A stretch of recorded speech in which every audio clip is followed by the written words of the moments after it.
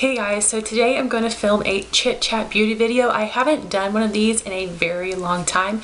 I will link my playlist up here. I only have 4 videos and I'll link them all in the description box in case you only want to watch 1 or 2 of them. But today's video is going to be all about limited edition collections. I'm going to just give you my thoughts and also go over all the limited edition products that I own and tell you whether they were worth the hype or not. Don't worry, I don't have that many. So my opinions, I like limited edition collections because that is new products getting put out there, but I don't like the hype that goes around them. The brands that are the worst about it are MAC and Maybelline.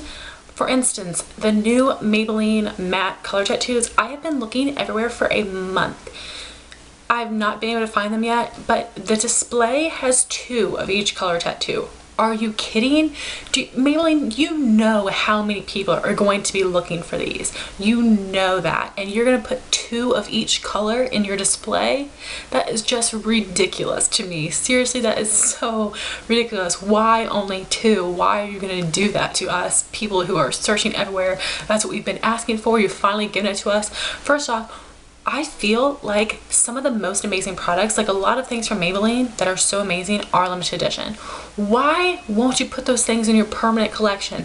I know that sales, I'm sure, go up because everybody's like, for me, when I hear the words limited edition, an alarm goes off in my head, says, you must buy, you must buy. I feel like that is subliminal messaging for us beauty vloggers and just makeup lovers in general.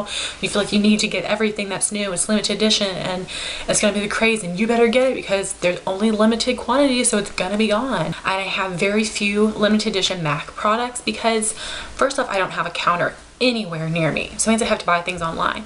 MAC's representation of the pictures of their products are not very accurate, and I like to wait for blog posts before I want to buy things, but by the time blog posts come out, the collection is sold out. Collections on MAC are generally sold out within the first day, sometimes within a couple hours, depending on how much they've hyped it up, and I hate that.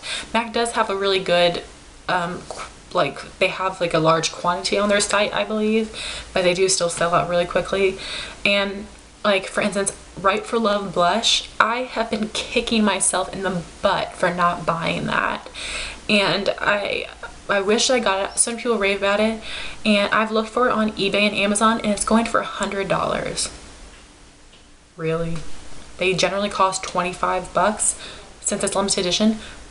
Why would I pay $100? So I think it's ridiculous that these brands come out with these limited edition collections and expect us to run all over the country trying to find them and go to the ends of the earth and pay out the wazoo just for these products. Obviously, they're not making us do that, but it just makes you feel like you need to own these products whether you really do or not. And so that's just basically how I feel about it, but I'm going to show you guys all the products that I have. I split them up into face, eyes, and lips and tell you whether they're worth the hype or not. So first, I'm going to start off with face products that are worth the hype. So I don't have too many limited edition blushes. I only have a few, and the first ones definitely are worth it, and they are the Tarte Amazonian Clay. This was the Holiday 2012 collection, and it came with a highlighter and 3 blushes. I don't use this tan one very much, but I use the others. Angelic is a great highlight, and then Fantastic and Magic are a really amazing pink and coral. So I really love these, and I actually like the texture of these better than the regular Tarte blushes. So this is definitely a hit, and it was worth it. Limited edition sets for Christmas are always something that I feel like, dang, why did I miss out on that? But those are really great. I think that is the way to go if you want to get something. Those are definitely a good option. So then for like a mist, it is the MAC My Paradise blush. I actually found this at a CCO and I almost passed out because I was so excited. I just ran into this and everybody had been talking about it so much. It has a little hibiscus flower on it. You can see this has barely been touched. I bought this because of the packaging and because of the hype. I never wear this because I don't wear orange blushes. I like coral, but I do not like orange, and this is very orange. I'm not saying, I think this is good quality, it's just not the color for me, and I knew that, so that was my bad for buying that. but I felt like I had to have it. And also for me in general, that was before I got into MAC, so whenever I went to a CCO, I had to buy something that was MAC. I just had to buy it. So the last face product is a miss, and they are the Sigma blushes. I'm so disappointed in this. I really wish I didn't get it, honestly, because I would have saved myself a lot of money.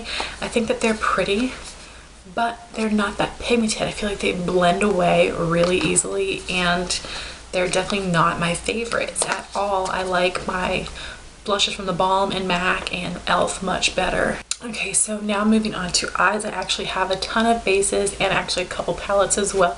So I'm going to start out with the bases that were worth it. The Milani Shadow Eyes pencils from the Naturally Chic collection. These are an all matte collection. Here's another thing that pisses me off. These were sold at HEB, which is in Texas, a drugstore in like Oregon, and select Walgreens. Why weren't these sold at CVS? I thought Milani was a CVS brand. I went to all of the ones near me in Virginia and all of the ones when I went to Myrtle Beach for vacation. I went to 10 total Walgreens to look for these and I couldn't find them. So I eventually bought them online. I should have done it in the first place because I wasted a lot of gas money, but these were worth it. I definitely recommend these. Jordana pencils that just came out are very, very similar to these two shades. So I definitely recommend those since these are so hard to get a hold of, but they were worth it. I wear them all the time. So now for two that I like but I don't love. Two MAC paint pots. The first one I got was Morning Frost. I bought this because everybody talked about paint pots and I was like, I don't even care what the color is, I have to have it. And it's pretty, but I never wear it. It's just not a color that I reach for, but luckily I just created a look for it, which means I'm wearing it a lot more. And then I also have the shade Nubile, which I actually really like this one. I don't wear it as often as I should, but I also created a look with this, but this is great. I was really excited to get this because I wanted Painter Layer Soft Ochre, but I got this at the CCO, so it was at a discounted price. So I do like those. And I didn't scour the earth for them. I found them at the CCO, which was great. So then also Maybelline Color Tattoos. I already mentioned about the matte collection. I didn't get any of the duochrome ones that came out in the summer because I knew I was gonna wear eyeshadow over top, so I wouldn't really get the effect unless I was wearing a dark color. But these are the ones from fall 2012. I got all 4 of them. Luckily they were at the first store I went to, the first Rite Aid. My Rite Aids are usually really good about getting Maybelline products out. The only one I use is Mossy Green because I wear it with my MAC Sumptuous Olive. The other ones I never ever wear. If you have any eyeshadows you like to pair with these, let me know. But for me it's like once I create a look with something, I'll wear it all the time. I've gotten to the point now where I'll try one instead of buying all of them, which is great. So now on to some eyeshadow palettes that were limited edition. I have some that I love and some that I regret buying. So the ones that I love are these Wet n Wild palettes. I got these last fall 2012 I believe, and this is Sparkle Till Morning and Drink a Glass of Shine. This is an all matte palette. I really like both of these and I was glad to get them. I always keep an eye out for Wet n Wild limited edition collections, but usually I don't have a store near me that gets them because I find Wet n Wild limited edition collections mostly at Walgreens. Sometimes Rite Aid gets them as well in my area, but I actually really do like these, so I definitely would say check out those because they only have 3 in their permanent line of the 8-pan palettes, which I don't get. I think that they should start adding these, but I understand they probably get more sales when they do it limited edition. And the palette that I regret buying is the Sigma Creme de Couture. I did film a tutorial on this. The colors are beautiful and they're decently pigmented, but they blend away and blend into each other. I tried applying these with a brush and they would not stay. So you saw my tutorial that I was using my finger to apply them over a white base to make them show up. I know that's mostly the nature of pastels, but I do have some other pastels that show up much brighter and don't all blend together. So I was very disappointed. I don't want to say that I regret buying it, but with the palette and the blushes, I was very disappointed in this collection, and I could have saved myself like $60. And for someone like me who really is a penny pincher, I kick myself in the butt for spending that much money where I should have waited it out. Although what I do is if I really feel like I really need something, I will wait a couple of days, and if I'm still thinking about it, then I'll usually buy it. Now onto lips. the L'Oreal Lilac. I only wanted to buy one in case I didn't like it, and I wasn't really interested in any of the colors. I really love this. This is limited edition. I've seen it at Target and Rite Aid. Actually, Target has these on sale now. I've not seen them at my Target. I haven't been, but I've been seeing it on Instagram. This is just really nice. I love everything about this except for the smell, but this was a great limited edition product. And next I've got Maybelline glosses. I told you Maybelline comes out with limited edition collections all the time. And I was excited to get this Mirrored Plum.